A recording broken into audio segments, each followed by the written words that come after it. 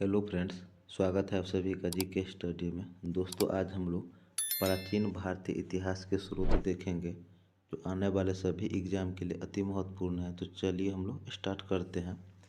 पहला प्रश्न है, प्राचीन भारतीय इतिहास के अध्ययन के कितने स्रोत हैं? तो 3 स्रोत हैं। कौन कौन सा है? पुरातात्विक स्रोत, साहित्यिक स्रोत एवं विदेशियों के वृत्तांत। प्राचीन भारतीय इतिहास के अध्ययन के कितने स्रोत हैं? 3 स्रोत हैं। प्राचीन भारत के इतिहास जानने के सबसे मुख्य स्रोत कौन सा है? पुरातात्विक स्रोत। प्राचीन भारत के इतिहास जानने के सबसे मुख्य स्रोत पुरातात्विक स्रोत हैं। पुरातात्विक स्रोत के अंतर्गत सबसे प्रामाणिक स्रोत कौन सा है? अभिलेख। पुरातात्विक स्रोत के अंतर्गत सबसे प्रामाणिक स्रोत कौन सा है? अभिलेख हैं। नेक्स्ट है, अभिलेख कितने प्रकार के हैं? तो अभिलेख 2 प्रकार के हैं, सरकारी अभिलेख एवं निजी अभिलेख। अभिलेख कितने प्रकार के? 2, सरकारी और निजी। विश्व के सबसे प्राचीन अभिलेख कहाँ से प्राप्त हुए हैं? तो ये हुए हैं एशिया माइनर के बुकजोइक नामक स्थान से। विश्व के सबसे प्राचीन अभिलेख कहाँ से प्राप्त हुए हैं? एशिया माइनर के बुकजोकोई नामक स्थान से। सर्वप्रथम भारतवर्ष का जिक्र किस अभिलेख में है? हाथी गुफा अभिलेख में। सर्वप्रथम भारतवर्ष का जिक्र किस अभिलेख में है? हाथी गुफा अभिलेख में है। सर्वप्रथम दूरदर्शी की जानकारी देने वाला अभिलेख कौन सा है? सहगोरा अभिलेख। सर्वप्रथम दूरभिक्ष का जानकारी देने वाला अभिलेख कौन सा है? सहगोरा अभिलेख है। एशिया माइनर के अभिलेख कब लिखा गया? 1400 ईस्वी पूर्व में। एशिया माइनर का अभिलेख कब लिखा गया है? 1400 ईस्वी पूर्व में लिखा गया है। एशिया माइनर के अभिलेख में किन किन भारतीय देवताओं के नाम मिले हैं? तो ये नाम मिले हैं मित्र, वरुण, इंद्र एवं नासत्य। एशिया माइनर के अभिलेख में किन किन भारतीय देवताओं के नाम मिले हैं? मित्र, वरुण, इंद्र एवं नासत्य के। ईरान के सम्राट दारा प्रथम के द्वारा पर्सिपोलिस एवं भेस्तून का अभिलेख कब लिखवाया गया? 6ठी शताब्दी ईस्वी पूर्व में। ईरान के सम्राट दारा प्रथम के द्वारा पर्सिपोलिस एवं भेस्तून का अभिलेख कब लिखवाया गया? 6ठी शताब्दी ईस्वी पूर्व में। पर्सिपोलिस एवं भेस्तून अभिलेख में भारत के किस प्रांत को जीतने के साक्ष्य मिले हैं? सिंध प्रांत को। किस प्रांत को जीतने का साक्ष्य मिले हैं? सिंध प्रांत के। भारत में सबसे प्राचीन अभिलेख कहाँ से प्राप्त हुए हैं? सिंधु घाटी सभ्यता से। भारत में सबसे प्राचीन अभिलेख कहाँ से प्राप्त हुए हैं?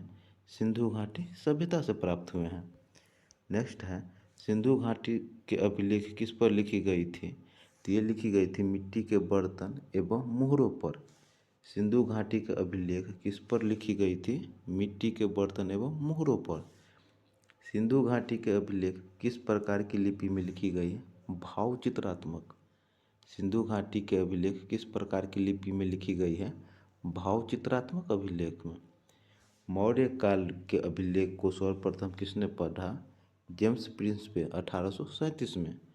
मौर्य काल के अभिलेख को सर्वप्रथम किसने पढ़ा है? तो ये पढ़ा है जेम्स प्रिंसपे 1837 में। जेम्स प्रिंसपे किस देश के रहने वाले विद्वान थे? फ्रांस के। जेम्स प्रिंसपे किस देश के थे? फ्रांस के थे। अशोक ने अपने अभिलेख पर किस किस लिपि का प्रयोग किया है? ब्राह्मी लिपि का, खरोष्टी लिपि, अरमेइक लिपि एवं यूनानी लिपि का। अशोक ने ब्राह्मी लिपि, खरोष्टी लिपि, अरमेइक लिपि एवं यूनानी लिपि का उपयोग किया है। नेक्स्ट है, अशोक ने अपने अभिलेख पर किस लिपि का प्रयोग सबसे अधिक किया है? ब्राह्मी लिपि का। अशोक ने अपने अभिलेख पर किस लिपि का प्रयोग सबसे अधिक किया है? ब्राह्मी लिपि का किया है। अशोक के किस अभिलेख पर 2 भाषाओं का प्रयोग हुआ है? सार-ए-कुना। अशोक की किस लिपि पर 2 भाषाओं का प्रयोग हुआ है? सार-ए-कुना गांधार लिपि पर। नेक्स्ट है, अशोक ने अपने किस अभिलेख पर खरोष्टी लिपि का प्रयोग किया है? मानसेहरा एवं शहबाजगढ़ी। अशोक ने अपने किस अभिलेख पर खरोष्टी लिपि का प्रयोग किया है? मानसेहरा एवं शहबाजगढ़ी का। मानसेहरा एवं शहबाज गढ़ी कहाँ स्थित है? ये पाकिस्तान में स्थित है। मानसेहरा एवं शहबाज गढ़ी कहाँ स्थित है? पाकिस्तान में। अभिलेखों का अध्ययन क्या कहलाता है? इपिग्राफी। अभिलेखों का अध्ययन इपिग्राफी कहलाता है। भारत के किस अभिलेख पर पहली बार संस्कृत भाषा का प्रयोग किया गया है? जूनागढ़ अभिलेख पर। संस्कृत भाषा का प्रयोग जूनागढ़ अभिलेख पर किया गया है। हाथी गुफा अभिलेख का संबंध किस धर्म से है? जैन धर्म से। हाथी गुफा अभिलेख का संबंध जैन धर्म से है। नेक्स्ट है, ऐहोल अभिलेख से किसकी जानकारी मिलती है?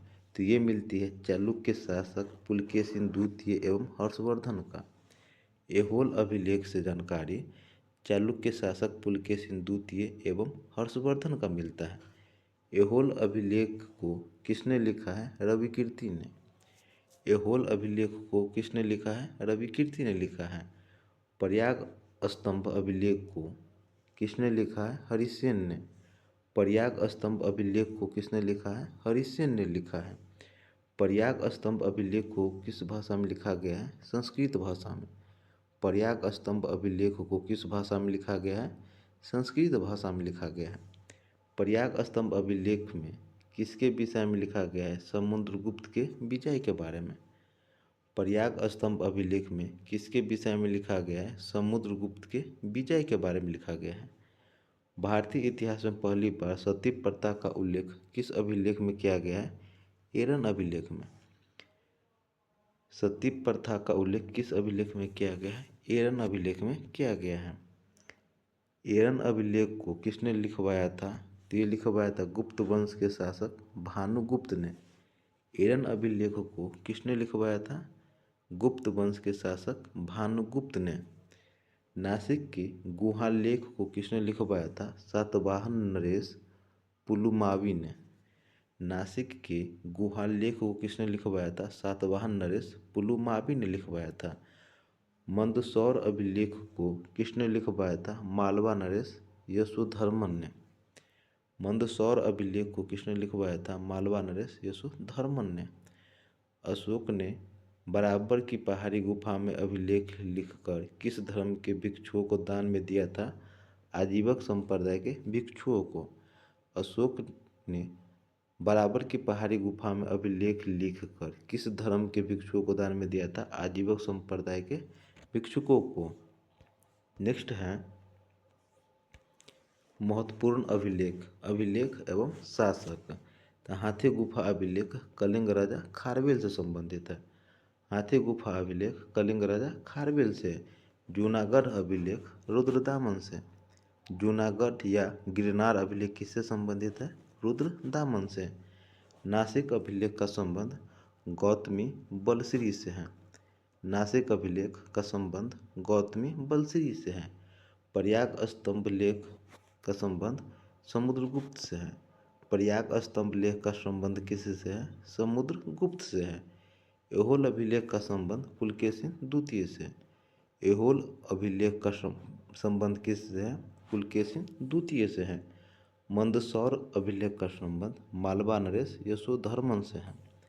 मंदसौर अभिलेख का संबंध किससे है? मालवा नरेश यशोधर्मन से है। ग्वालियर अभिलेख का संबंध प्रतिहार राजा भोज से है। ग्वालियर अभिलेख का संबंध किससे है? प्रतिहार नरेश भोज से है।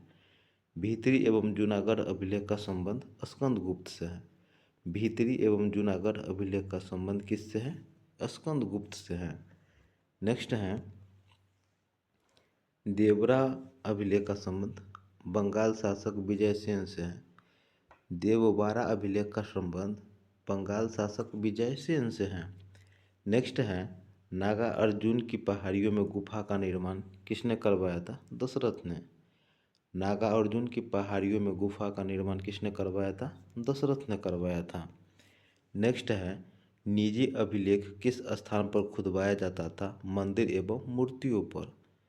निजी अभिलेख किस स्थान पर खुदवाया जाता था? मंदिर एवं मूर्तियों पर। नेक्स्ट है पुष्यमित्र शुंग द्वारा अश्वमेध यज्ञ किए जाने की जानकारी कहाँ के अभिलेख से प्राप्त हुए हैं? अयोध्या अभिलेख से। पुष्यमित्र शुंग द्वारा अश्वमेध यज्ञ किए जाने की जानकारी कहाँ के अभिलेख से प्राप्त हुए? अयोध्या अभिलेख से। हेलियोडोरस ने अपना अभिलेख किस स्थान पर लिखवाया था? विदिशा नामक स्थान पर। हेलियोडोरस ने अपना अभिलेख किस स्थान पर लिखवाया था? विदिशा नामक स्थान पर। विदिशा अभिलेख से किस धर्म की जानकारी मिलती है? वैष्णव धर्म की। विदिशा अभिलेख से जानकारी किसकी मिलती है? वैष्णव धर्म की। भारत में सिक्के के जन्मदाता किसे माना जाता है? गौतम बुद्ध को। भारत में सिक्के के जन्मदाता गौतम बुद्ध को। आहत सिक्के का प्रचलन कब से भारत में शुरू हुआ? 6ठी शताब्दी में। आहत सिक्के का प्रचलन भारत में कब शुरू हुआ? 6ठी शताब्दी में शुरू हुआ। भारत में सोने के सिक्के को सर्वप्रथम किसने जारी किया? हिंद यूनानी ने। भारत में सोने के सिक्के को सर्वप्रथम किसने जारी किया? हिंद यूनानी ने जारी किया था। नेक्स्ट है, भारत में किस राजवंश के शासकों ने सबसे शुद्ध सोने के सिक्के जारी किए थे? ये कहते कुषाण राजवंश ने। भारत के किस राजवंश ने सबसे शुद्ध सोने के सिक्के जारी किए थे? कुषाण राजवंश ने। भारत में किस राजवंश के शासकों ने सबसे अधिक सोने के सिक्के जारी किए थे? गुप्त वंश के शासक ने। किस वंश के शासकों ने सबसे अधिक सोने के सिक्के जारी किए थे? गुप्त वंश के शासकों ने। भारत में सबसे ज़्यादा सिक्के किस काल में जारी किए गए थे? मौर्योत्तर काल में। भारत में सबसे ज़्यादा सिक्के किस काल में जारी किए गए थे? मौर्योत्तर काल में जारी किए गए थे। भारत में सर्वप्रथम शीशे सिक्के किस वंश के शासकों ने जारी किए थे? सातवाहन राजवंश ने। शीशे के सिक्के किस राजवंश ने जारी किए थे? तो सातवाहन राजवंश ने। भारत में पोटीन के सिक्के किस राजवंश ने जारी किए? सातवाहन राजवंश ने। पोटीन के सिक्के किस राजवंश ने जारी किए थे? सातवाहन राजवंश ने। आगे हैं, कुषाण वंश के शासक कनिष्क ने अपने सिक्के पर किसका चित्र अंकित करवाया था? तो ये करवाया था गौतम बुद्ध का। कुषाण वंश के शासक कनिष्क ने अपने सिक्के पर किसका चित्र अंकित करवाया था? गौतम बुद्ध का। किसके सिक्के पर बिना बजाते हुए चित्र अंकित किया गया? समुद्रगुप्त। किसके सिक्के पर बिना बजाते हुए चित्र अंकित किया गया है? तो समुद्रगुप्त के सिक्के पर। किस मुस्लिम शासक ने अपने सिक्के पर लक्ष्मी के चित्र अंकित करवाए थे? मोहम्मद गौरी ने। किस मुस्लिम शासक ने अपने सिक्के पर लक्ष्मी के चित्र अंकित करवाए थे? मोहम्मद गौरी ने करवाए थे। व्याघ्र शैली के सिक्के सर्वप्रथम किसने जारी किए थे? चंद्रगुप्त द्वितीय विक्रमादित्य ने। व्याघ्र शैली के सिक्के सर्वप्रथम किसने जारी किए थे? चंद्रगुप्त द्वितीय विक्रमादित्य ने। सिक्के के अध्ययन को किस नाम से जाना जाता है? न्यूमिसमेटिक्स। न्यूमिसमेटिक के नाम से। सिक्के के अध्ययन को न्यूमिसमेटिक के नाम कहते हैं।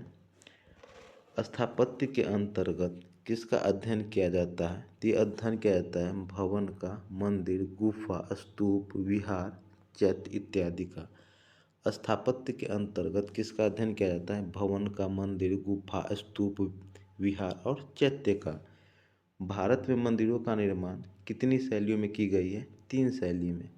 कौन कौन सी है? द्रविड़ शैली, नागर शैली एवं वैशाली शैली। भारत में मंदिर का निर्माण 3 शैलियों में किया जाता है, द्रविड़ शैली, नागर शैली एवं वैशाली शैली में। उत्तरी भारत में मंदिरों का निर्माण किस शैली में किया जाता है? नागर शैली में। उत्तर भारत में मंदिरों का निर्माण नागर शैली में किया जाता है। भारत में नागर शैली का सबसे उत्तम मंदिर कौन है? दशावतार का मंदिर, उत्तर प्रदेश। नागर शैली का सबसे उत्तम मंदिर कौन सा है?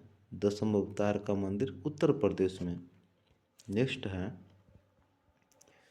भारत में द्रविड़ शैली का सबसे उत्तम मंदिर कौन सा है? तंजौर के बृहदेश्वर मंदिर, राजराजेश्वर मंदिर। द्रविड़ शैली का सबसे उत्तम मंदिर कौन सा है? तंजौर के बृहदेश्वर मंदिर, राजराजेश्वर मंदिर। भारत में बेसर शैली का सबसे अच्छा उदाहरण किस मंदिर का है? ग्वालियर के तेलिया लोहगान मंदिर। बेसर शैली का सबसे अच्छा उदाहरण किस मंदिर को कहा जाता है? ग्वालियर के तेलिया लोहगान मंदिर। भारत में मूर्ति पूजा का आरंभ किस काल से मानी जाती है? सिंधु घाटी सभ्यता से। भारत में मूर्ति पूजा का आरंभ किस काल से मानी जाती है? सिंधु घाटी सभ्यता से। मौर्य काल में अधिकांश मूर्ति किससे बनाई जाती थी? पत्थरों से।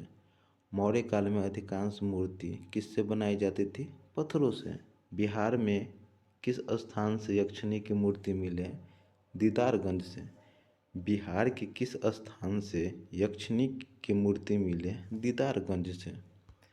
आगे हैं, गांधार शैली की मूर्तियों पर किसका अधिक प्रभाव है? यूनानी कलाकारों का। गांधार शैली की मूर्तियों पर किसका अधिक प्रभाव है? यूनानी कलाकारों का। गांधार कला की मूर्तियों पर किस यूनानी देवता का प्रभाव है? तो ये प्रभाव है अपोलो देवता का। गांधार कला की मूर्ति पर किस यूनानी देवता का प्रभाव है? अपोलो देवता का। तो दोस्तों ये टॉपिक हमारा कंप्लीट हुआ। ये टॉपिक आपको कैसा लगा हमें ज़रूर कमेंट करके ज़रूर बताइएगा। अच्छा लगा हो तो लाइक कीजिएगा, कमेंट कीजिएगा और चैनल को सब्सक्राइब कीजिएगा। मिलते हैं नेक्स्ट टॉपिक में। तो जय हिंद, जय भारत।